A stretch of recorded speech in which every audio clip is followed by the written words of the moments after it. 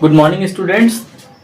तो आज हम लोग क्लास 8 के एंड के बाद जो है क्लास 9th का एक एनसीईआरटी साइंस का एक नया टॉपिक है, एक नया चैप्टर है जिसका नाम है the fundamental unit of life. Bio के पोर्शन में जब हम जाएंगे तो ये चैप्टर फर्स्ट है बायो का और एनसीईआरटी में चैप्टर नंबर 5 शो हो रहा है जिसका नाम है the fundamental unit of life. इस चैप्टर में हम पढ़ेंगे कि जो बेसिक है हमारे लाइफ की, जो हमारे लाइफ की ओरिजिन हुई है, हमारी लाइफ जो बनी है, एक लिविंग ऑर्गेनिज्म जो होता है वो किस चीज से बना है, उसका बेसिक यूनिट क्या है। जैसे हम देखते हैं कि एक रूम है या एक होम है, किसी का हाउस है, तो अब क्या है वो कैसे बना है। तो सबसे छोटी यूनिट हमारे घर की क्या होती है, ब्रिक्स होते हैं, ईंट होते हैं, और ब्रिक्स से मिल करके क्या बनती हैं, वॉल्स बनती हैं, और वॉल्स मिल करके क्या बनाते हैं, रूम्स क्रिएट हो जाते हैं, और हमारे घरों में कई रूम क्रिएट होकर के एक कंप्लीट हाउस हो जाता है। ऐसे ही हमारी पूरी बॉडी का जो फॉर्मेशन है, हमारे पूरी बॉडी का जो फॉर्मेशन है, ये भी तो किसी ना किसी यूनिट से ही बना है। तो उसी यूनिट को हम क्या करने वाले हैं, इस चैप्टर में पढ़ने वाले हैं। Means basic unit of our body इस चैप्टर में हम स्टडी करें। तो जो बेसिक यूनिट है लाइफ की, अगर कोई लिविंग कंडीशन में है, कोई ऑर्गेनिज्म है जो लिविंग है, तो इसका मतलब कम से कम उसके बॉडी में तो एक सेल होगी। मीन्स क्या है, उसकी बॉडी में एक सेल है। तो इस चैप्टर को हम एनसीईआरटी लाइन बाय लाइन क्या करेंगे, स्टडी करेंगे। तो इसको स्टार्ट करते हैं। एनसीईआरटी की जो पहली लाइन लिखी है इस चैप्टर में, while examine not containing, while examine a thin slice of cork. Means एक साइंटिस्ट हैं, उनका नाम है रॉबर्ट हुक। एक साइंटिस्ट हैं जिनका नाम है रॉबर्ट हुक। वो सबसे पहले एग्जामिन कर रहे थे, स्टडी कर रहे थे एक स्लाइस ऑफ कॉर्क की। What is the meaning of slice of cork, और यू कैन से कॉर्क। तो ये कॉर्क है क्या, तो ये एक पार्ट है किसका, जो स्लाइस ऑफ कॉर्क लिखा है, मतलब पेड़ की छाल, cork is a substance which are present in the bark of tree. Means क्या है कि जो ये पेड़ की छाल से मिलता है जो सब्सटेंस, उसका नाम क्या है, कॉर्क है। उसी की स्टडी, उसी कॉर्क की स्टडी, उसी के एक थिन स्लाइस की स्टडी कौन कर रहा था, एक साइंटिस्ट हैं जिनका नाम है रॉबर्ट हुक। पहली बार ये कर रहे थे, और यहां तक कि जब ये स्टडी कर रहे थे उस समय ये सेल्फ इन्वेंटेड माइक्रोस्कोप से स्टडी कर रहे थे। मतलब कि खुद के बनाए हुए माइक्रोस्कोप से पहली बार किसी ने स्टडी किया, सेल की स्टडी किया, तो वो कौन थे, रॉबर्ट हुक। हालांकि ये सेल की स्टडी नहीं किए, ये उस कॉर्क की स्टडी कर रहे थे। और जब ये स्टडी कर रहे थे, कॉर्क को एग्जामिन कर रहे थे, तो इनको दिखा क्या, जैसे हनी कॉम्ब की स्ट्रक्चर होती है। ये हनी कॉम्ब क्या है, मधुमक्खी का जो छत्ता होता है, मीन्स जो मधुमक्खी का एक तरीके से घर होता है जहां पर वो हनी रहती है, उस प्लेस का वो अरेंजमेंट जैसा था, एज सेम एज वैसा ही अरेंजमेंट इनको कॉर्क के पार्ट में दिखा, कॉर्क के टुकड़े में दिखा। तो कॉर्क क्या है, नॉर्मली हम कह सकते हैं कॉर्क एक सब्सटेंस है जो बार्क ऑफ ट्री से मिलता है। पेड़ की छाल से जो हमें सब्सटेंस मिलता है उसे हम क्या कहते हैं, कॉर्क ऑफ ट्री कहते हैं या बार्क ऑफ ट्री कहते हैं। अब उसके बाद चलते हैं, वो टाइम क्या था, कब इन्होंने ये स्टार्ट किया, कब स्टडी करना स्टार्ट किया। तो रॉबर्ट हुक 1665 में, रॉबर्ट हुक 1665 में सेल्फ इन्वेंटेड माइक्रोस्कोप से जब स्टडी कर रहे थे, तो इन्होंने देखा कि as same as honeycomb जैसी स्ट्रक्चर किसकी है, बार्क ऑफ ट्री की है, कॉर्क की है। और उन्होंने उसको बोला, एक लैटिन वर्ड में क्या बोला कि एक वर्ड है लिटिल रूम, एक छोटा रूम या एक छोटा सा कंपार्टमेंट। और जैसे हनी कॉम्ब में कंपार्टमेंट होते हैं, एज सेम ही इनको क्या दिखा, ऐसे ही कंपार्टमेंट दिखा, जिसे क्या बोल दिया गया, लिटिल रूम, जिसे आज हम किस नाम से जानते हैं, सेल के नाम से जानते हैं। सेल की डिफिनीशन अगर हम लोग जानना चाहें तो क्या बोल सकते हैं, cell is the basic fundamental and structural functional unit of life. Basic fundamental structural and functional unit of life is known as cell. तो ये रही बात डिफिनीशन की। अब क्या है, हमारी बुक्स में एक एक्सपेरिमेंट दिया गया है। वो एक्सपेरिमेंट किसका है, ओनियन पील को हम क्या करेंगे, माइक्रोस्कोप में क्या करेंगे, लगा करके देखेंगे। ओनियन की पील निकालेंगे, अब क्या है, हम देखते हैं कि इस तरीके से कुछ हमने ओनियन भी देखा है। मान लीजिए एक ऐसा डायग्राम बना देते हैं, ये ओनियन है। ओनियन की एक थिन स्लाइस कटिंग करेंगे। क्या करेंगे, ओनियन की एक स्लाइस कट करेंगे और उसे क्या करेंगे, उसकी एक टेम्पोररी स्लाइड बनाएंगे। अब टेम्पोररी स्लाइड कैसे बनाएंगे, तो उसके लिए हमें क्या चाहिए, एक स्लाइड चाहिए, ग्लास स्लाइड चाहिए, और क्या चाहिए, माइक्रोस्कोप तो चाहिए ही देखने के लिए। तो हम इसका प्रोसीजर है, वो प्रोसीजर देखेंगे कि हम कैसे टेम्पोररी स्लाइड बनाएंगे, और बनाने के बाद उसकी स्टडी करेंगे, और हमें उस ओनियन स्लाइस में जो ओनियन का पील लेंगे उसमें कैसी स्ट्रक्चर दिखती है, ये हम अभी पढ़ने वाले। अब चलिए आगे बढ़ते हैं। जो एक्टिविटी 5.1 दी गई है, एनसीईआरटी में एक एक्टिविटी दी गई है, 5.1 एक्टिविटी है, तो उसमें क्या लिखा उसको हम रीड करेंगे, और जिस तरीके से वो एक्सपेरिमेंट किया गया है उसको आगे बोर्ड पर हम आपको बताएंगे कि कैसे एक्सपेरिमेंट को करना है। टेम्पोररी स्लाइड बनानी है ओनियन बल्ब की पील लेकर के, उसको हम कैसे बनाएंगे। तो जो पहला पॉइंट है लिखा, let us take a small piece of an onion bulb. एक प्याज का, ओनियन का एक छोटा सा क्या लेंगे, पील लेंगे, छिलका लेंगे, with the help of a pair of forceps. एक क्या है, फोर्सेप्स, जैसे हमारे घरों में सीजर होती हैं, ऐसे एक इंस्ट्रूमेंट होता है जिससे हम क्या कर सकते हैं, पकड़ सकते हैं। सीजर की हेल्प से आप बोल सकते हो, या फोर्सेप्स की हेल्प से हम क्या करेंगे, उसकी पील को हटाएंगे, उस ओनियन बल्ब के छिलके को हटाएंगे।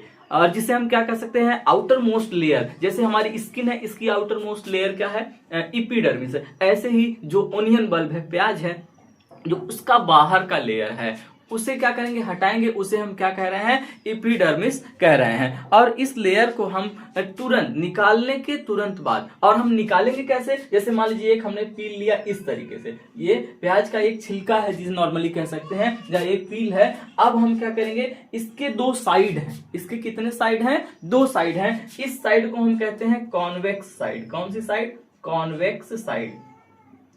और इस साइड को क्या कहते हैं, कॉनकेव साइड।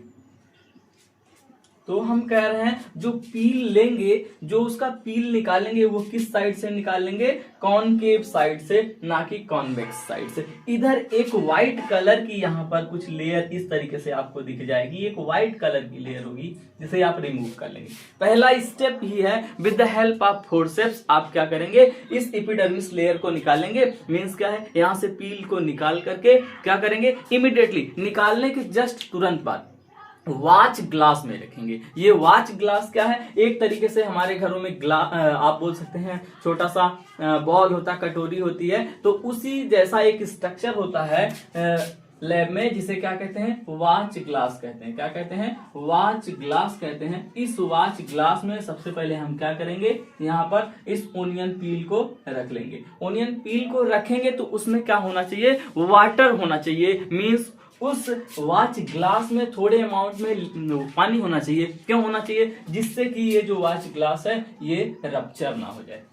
वॉच ग्लास नहीं, ये पील क्या हो, रप्चर ना हो। अगर ये टूट जाएगी तो फिर हम अच्छे से स्लाइड का फॉर्मेशन नहीं कर पाएंगे। इसलिए वॉच ग्लास में थोड़ा सा पहले वाटर पानी डाल दें, फिर उसमें जो पील यहाँ कॉन्केव साइड से निकाल रहे हैं, जो लेयर निकाल रहे हैं, उसको यहाँ पर रख दे, जिससे ये फटने से बची रहे, सूखने से, ड्राई होने से भी बचे। फिर अगला स्टेप क्या है, अब हमें क्या करना है, एक ग्लास की स्लाइड लेनी। पहला स्टेप हमने क्या कर लिया, इस ओनियन बल्ब से ओनियन पील को निकाला और वॉच ग्लास में पानी डाल करके वो ओनियन पील रख दिया, जिससे वो ड्राई ना हो।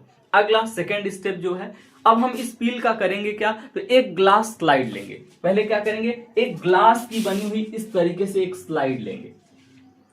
अब इस ग्लास स्लाइड को जब हमने ले लिया तो यहाँ करना क्या है, जब ग्लास स्लाइड लिया इसके ऊपर कुछ ड्रॉप ऑफ वाटर गिराएंगे। मीन्स क्या है, पानी के कुछ ड्रॉपलेट्स, H2O के कुछ ड्रॉपलेट्स यहां पर डाल देंगे। अब H2O ड्रॉपलेट्स डालने के बाद यहां पर इसे क्या करेंगे, जो हमने पील निकाला था उस पील को लाएंगे, यहां पर ट्रांसफर कर देंगे। मीन्स क्या है, यहाँ एक ओनियन पील अब ला करके, पहले क्या किया हमने, थोड़ा सा अमाउंट में वाटर के मॉलिक्यूल्स डाले, पानी डाले, और फिर जाकर के क्या किया, यहाँ पे इस पील को रख दिया, जिससे क्या हो, यहाँ पे भी रप्चर ना हो। और ये हमें ध्यान रहे कि जो पील है वो स्लाइड पर अच्छे से होनी चाहिए। इस स्लाइड पर क्या फ्लैट तरीके से होनी चाहिए। अब बुक में लिखा एक कैमल पेंट ब्रश के यूज से, किससे, एक कैमल पेंट ब्रश के यूज से इसको यहाँ अच्छे से साफ कर दें। और साफ करने के बाद ये जरूरी है, क्या जरूरी है कि यहाँ पर कोई बबल्स ना आए, हमें ये ध्यान रखना है जब हम स्लाइड को बना रहे हैं, स्लाइड क्रिएट कर रहे हैं, तो यहाँ कोई भी बबल्स नहीं आना चाहिए। अब एक क्या है, सेफ्रेनिन, एक पिगमेंट है, आप बोल सकते हैं पिगमेंट या एक सॉल्यूशन है, पिंक कलर का मोस्टली दिखता है, सेफ्रेनिन। अब उसे क्या करना है, इस स्लाइड के ऊपर डाल देना है। पहले हमने क्या किया, प्रोसीजर समझिएगा।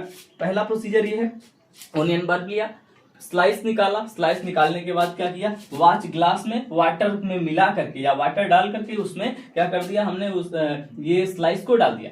फिर अगला स्टेप क्या है, एक हमने ग्लास की स्लाइड ली, ग्लास की स्लाइड लेने के बाद इसके ऊपर भी वाटर के मॉलिक्यूल डाले।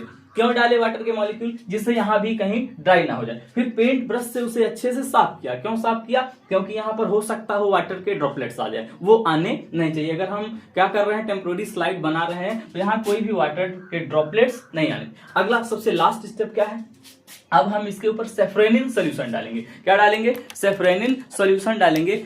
अब जब सेफ्रेनिन सोल्यूशन इसके ऊपर डाल दी, यहाँ क्या डाला अब हमने लास्ट में, सेफ्रेनिन सोल्यूशन। अब इसकी जब सेफ्रेनिन सोल्यूशन हमने डाल दिया, तो अब इसे कवर स्लिप, अब हमें जरूरत पड़ेगी माइक्रोस्कोप की। माइक्रोस्कोप में क्या करेंगे, जो एक कवर स्लिप होता है, सीधे सीधे कहने का मतलब इस स्लाइड को ऐसे कवर करता है, रखता है, जिससे ये इधर उधर मूव ना करे। अब कवर स्लिप लगाने के बाद हम क्या करेंगे, लेंस के थ्रू इसकी स्टडी करेंगे। तो हम देखेंगे कि सच में जब हम इतना प्रोसेस किए तो हमें लास्ट में इसका रिजल्ट क्या मिलता है। हम जब देखेंगे तो आखिर हमें उसमें दिखेगा क्या, उसकी स्टडी जब करेंगे तो हमें दिखेगा कुछ इस तरीके से स्ट्रक्चर दिखती है। ऐसे हमें कंपार्टमेंट कई सारे उस माइक्रोस्कोप में जो ओनियन पील का हमने टेम्पोररी स्लाइड बनाया है, उसमें कुछ इस तरीके से क्या दिखने वाले हैं, नॉर्मल इस तरीके से कंपार्टमेंट दिखने वाले हैं, जिसे रॉबर्ट हुक ने क्या कहा था, लिटिल रूम कहा था। उसी को क्या कहते हैं, सेल कहते हैं। क्या कहते हैं, सेल कहते हैं। मींस सेल हमें कहां दिखा, ये प्लांट स्टडी किया। सही सही देखा जाए तो हमने प्लांट के एक सेल की स्टडी की, तो हमें उसमें भी क्या दिखा, इस तरीके से जो स्ट्रक्चर दिखी, जिसे हम क्या कह रहे हैं, सेल कह रहे हैं। अब एक हमारे माइंड में क्वेश्चन आता है, क्या आता है कि क्या सभी ओनियन पील, जितने भी ओनियन के पील हैं, सब में क्या ऐसी ही स्ट्रक्चर आएगी या सब में अलग आएगी, ये हमारे माइंड में आता है। अब हमें करना क्या है कि जैसे देखना है, अलग अलग साइज की अलग अलग वेरिएशन वाली क्या करेंगे, हम ओनियन की पील लेंगे और सब की स्टडी ऐसे ही करेंगे, अलग अलग स्लाइड बनाएंगे, डिफरेंट टाइप्स की स्लाइड बनाएंगे, तब भी देखेंगे। तो सबसे अच्छी बात वो आएगी कि जो रिजल्ट हमारा होगा, जो रिजल्ट होगा वो एज सेम, चाहे छोटा पीस हो स्लाइस का, चाहे बहुत बड़ा पीस हो स्लाइस का, क्योंकि ओनियन का तो एक साइज होता नहीं। ओनियन के डिफरेंट टाइप्स के जो साइज है हमारे घरों में अवेलेबल हैं, तो हम कैसी भी स्लाइड बनाएंगे, लेकिन एक चीज उसमें कॉमन मिलेगी। वो कॉमन चीज क्या है कि हमें यहाँ पर जो स्ट्रक्चर दिखने वाली है सेल की माइक्रोस्कोप के अंदर, वो ऐसी ही दिखने वाली है। अब इससे हम एक चीज और बता सकते हैं, इसका एक ही रिजल्ट है, क्या है कि अगर हम देखें तो इनको ऐसी ऐसी ढेरों सारी स्ट्रक्चर को जोड़ करके पूरी की पूरी ओनियन बना सकते हैं कि नहीं। सेम ऐसे ही हमारे बॉडी में एक एक सेल ढेरों सारी सेल्स को मिला करके पूरी बॉडी का क्या हो जाता है, फॉर्मेशन। अब जो है आगे हम क्या करते हैं कि एनसीईआरटी बुक में एक डू यू नो, या आप यहाँ पर लिखा मोर टू नो, आप ज्यादा जान सकते हैं सेल के बारे में, वो चीजें दी गई हैं। लेकिन उससे पहले जो है क्या है कि जो सेल है on the basis of number of cell, कि सेल कितने नंबर में है हमारे बॉडी में, या किसी भी ऑर्गेनिज्म या कोई भी ऑर्गेनिज्म कितने नंबर ऑफ सेल से मिलकर के बना है, उसके बेसिस पर हमने क्या किया है, ऑर्गेनिज्म को 2 टाइप में क्लासिफाई कर दिया है। जैसे पहली चीज क्या है, unicellular organism and second is multicellular organism. ये यूनिसेलुलर तो है क्या, ऑन द बेसिस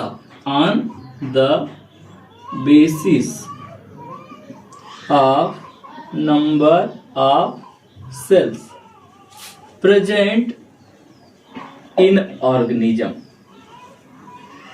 किसी ऑर्गेनिज्म में कितने नंबर में सेल है, 1 है, 2 है, कई सारी हैं, मिलियंस में है, कितनी नंबर में सेल है, उसके बेसिस पर जो है क्या किया गया है कि ऑर्गेनिज्म को क्लासिफाई कर दिया गया है 2 पार्ट में। तो फर्स्ट को क्या कह रहे हैं? Unicellular organism, unicellular organism, and second is multicellular organism.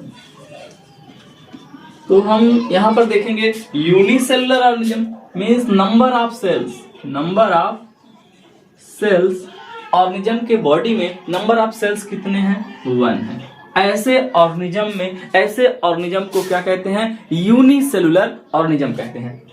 अब तो क्या हम ऐसा कह सकते हैं कि एक ही सेल से बना हुआ कंप्लीट ऑर्गेनिज्म कहला रहा है, मतलब एक ही सेल है बॉडी में और वो कंप्लीट ऑर्गेनिज्म है। मतलब मैं कह दूं बॉडी में क्या है? एक सिंगल सेल है और वही सिंगल सेल बॉडी के सभी बेसिक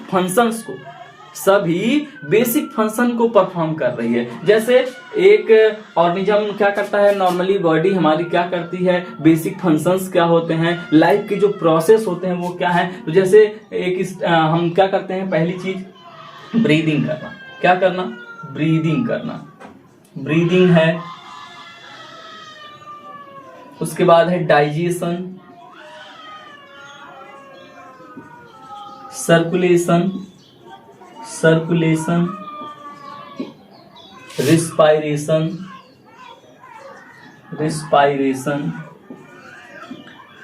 एक्सक्रीशन, और भी बेसिक फंक्शंस हैं जैसे रिप्रोडक्शन है, ठीक है, न्यूरॉन्स के जो सिस्टम है। तो ढेर सारे काम एक ही सेल के द्वारा परफॉर्म किए जा रहे हैं। जैसे एक सिंगल सेल के द्वारा ये सारे क्या किए जा रहे हैं? ये सारे वर्क परफॉर्म किए जा रहे हैं। All the work are perform by single cell. तो ऐसा ऑर्गेनिज्म क्या कहलाता है? Unicellular organism. जैसे हम एग्जांपल देख सकते हैं, हमारी एनसीईआरटी में दिए गए हैं कुछ एक ही सेल से बने हुए, जैसे कुछ बैक्टीरिया हो सकते हैं, कुछ प्रोटोजोअन्स हो सकते हैं। जैसे हम एक चीज सुने हैं, अक्सर हमने ये नाम देखा है अमीबा का। तो अमीबा एक क्या है? यूनिसेलुलर ऑर्गेनिज्म है। अमीबा क्या है? एक यूनिसेलुलर ऑर्गेनिज्म है जिसके बॉडी में सिर्फ और सिर्फ कितनी सेल्स हैं? तो एक सेल है। लेकिन अमीबा के पास एक ही सेल है, लेकिन बॉडी के इस अमीबा के बॉडी के सारे वो फंक्शन, जैसे हमारी बॉडी तो मल्टी सेलर है, इस मिलियंस ऑफ सेल्स हमारी बॉडी में है, ढेरों सारी सेल से हमारी बॉडी बनी है। और हमारे बॉडी में डिफरेंट टाइप्स के सिस्टम भी हैं, जैसे सर्कुलेटरी सिस्टम है, रेस्पिरेटरी सिस्टम है, डाइजेस्टिव सिस्टम है, रिप्रोडक्टिव सिस्टम है, एक्सक्रीटरी सिस्टम है। तो जितने भी सिस्टम है बॉडी के अंदर, सब तो हमारे बॉडी में अलग अलग सेल से, अलग अलग टिश्यू से परफॉर्म हो रहे हैं। लेकिन यही सारे फंक्शन जैसे breathing, digestion, circulation, respiration, excretion, यहां तक की एक प्रोसेस है जिसे ऑस्मो रेगुलेशन कहते हैं। क्या कहते हैं? Osmo regulation.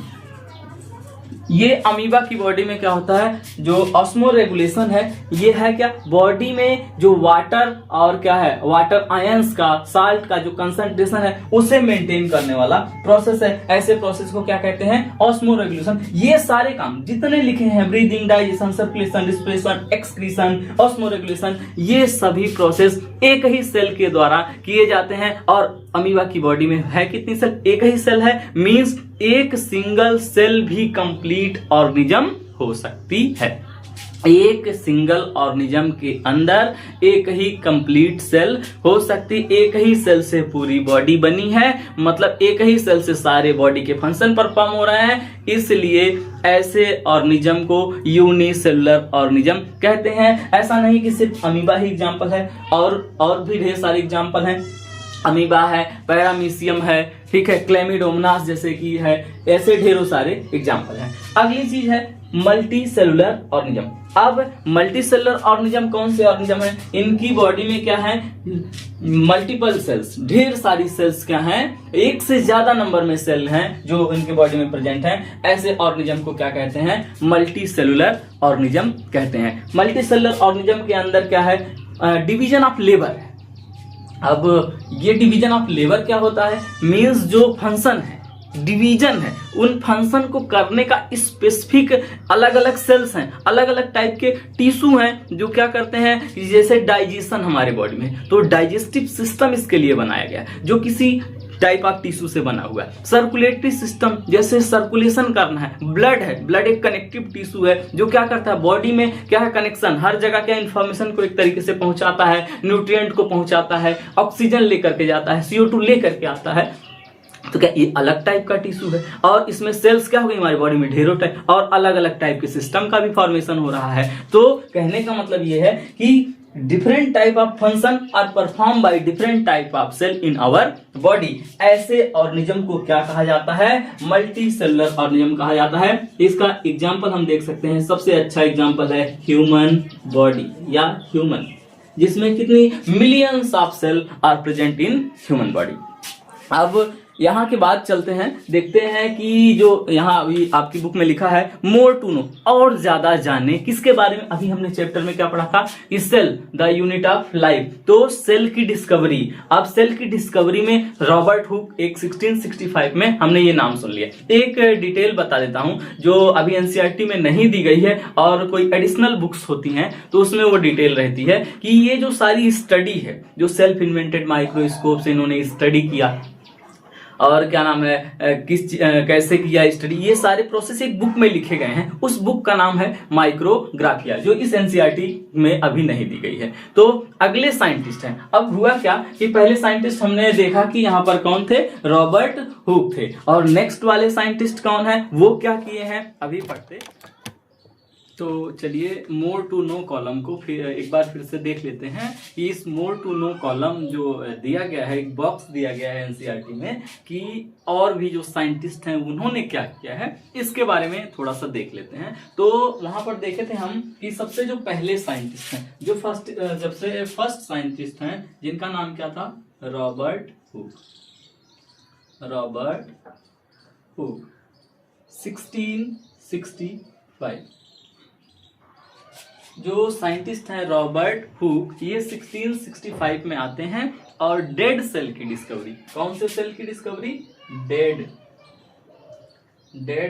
ऐसे लिख सकते हैं हम, first dead cell, first time dead cell, ऐसे लिखिए। रॉबर्ट हुक 1605, यहां एक एरो लगा सकते हैं, first dead cell discovered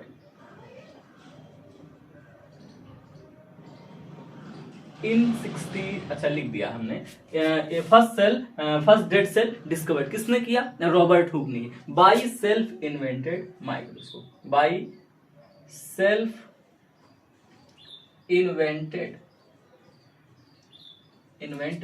microscope.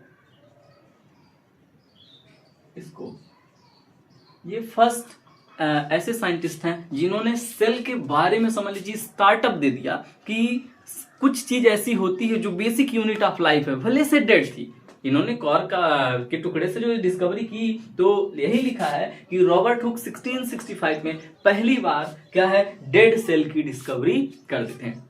ये उस टाइम के लिए एक बहुत बड़ी ओरिजिन थी, बहुत बड़ी डिस्कवरी थी। उसके बाद एक सेकेंड साइंटिस्ट आते हैं जिनका नाम है एंटन van Leeuwenhoek.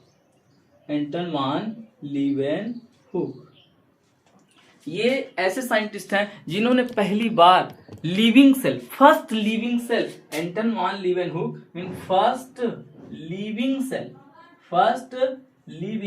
Cell are discovered. First living cell ऐसे लिख सकते हैं, डिस्कवर्ड। किसने डिस्कवर्ड किया,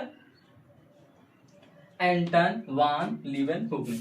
एक डेट थी, वो डेट थी 1674, और ये जो डिस्कवरी किया था इन्होंने, एंटन वान लीवेनहुक ने, इन्होंने क्या है, इम्प्रूव्ड माइक्रोस्कोप से, इनका माइक्रोस्कोप कैसा था, तो इम्प्रूव्ड था, उसकी क्वालिटी कैसी थी, अच्छी थी। इम्प्रूव्ड माइक्रोस्कोप की हेल्प से, माइक्रोस्कोप की हेल्प से क्या कर दिया, एंटन वान लीवेनहुक जी ने डिस्कवर कर दिया। किसको डिस्कवर कर दिया, फर्स्ट लिविंग सेल। और कहां से डिस्कवर किया, इन्होंने किस चीज पर एक्सपेरिमेंट किया, तो पॉन्ड वाटर।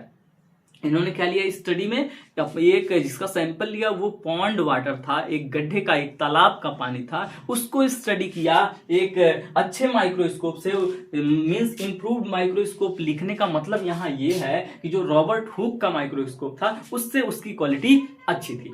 अब दो चीजें डिस्कवर हो चुकी, फर्स्ट डेड सेल मींस आप कह सकते हैं first cell discovered by Robert Hooke, second first living. Question अगर आता है normally who discovered the cell, answer कैसा जाएगा, आंसर ये होगा कि रॉबर्ट हुक। लेकिन अगर स्पेशली बोला जाए first living cell are discovered by means Anton van living. अब इसके बाद एक थर्ड नंबर पे साइंटिस्ट आते हैं जिनका नाम है रॉबर्ट ब्राउन। Robert brown 1831। अभी तो हमने सेल की इंटरनल स्ट्रक्चर, सेल की अच्छे से स्टडी, सेल का स्ट्रक्चर क्या है, उसमें कौन कौन से ऑर्गेनल्स हैं, ये सारी चीजें नहीं पढ़ी है, लेकिन एक थोड़ी सी जानकारी ले लेते हैं। मान लीजिए एक ये सेल है, ये क्या है, एक सेल। सेल का एक सेंटर पार्ट होता है जिसका नाम होता है न्यूक्लियस। क्या नाम होता है, न्यूक्लियस। तो पहली बार रॉबर्ट ब्राउन ने 1831 में क्या कर दिया, न्यूक्लियस की डिस्कवरी कर दी। किसकी, न्यूक्लियस। मीन्स न्यूक्लियस है क्या, आखिर nucleus is the control centre of the cell. आप ज्यादा जानकारी तो न्यूक्लियस के बारे में चैप्टर में एंट्री करने के बाद ही करेंगे, लेकिन अभी जान लेते हैं what is nucleus. Nucleus is the control centre of the cell, means this is the brain of the cell, they have ability to control the whole cell. मतलब ये पूरी सेल को कंट्रोल कौन कर सकता है, रॉबर्ट ब्राउन कर सकते हैं। पूरी सेल का रॉबर्ट ब्राउन नहीं कर सकते हैं, न्यूक्लियस कर सकता है। मींस पूरी सेल का कंट्रोल क्या है, न्यूक्लियस है।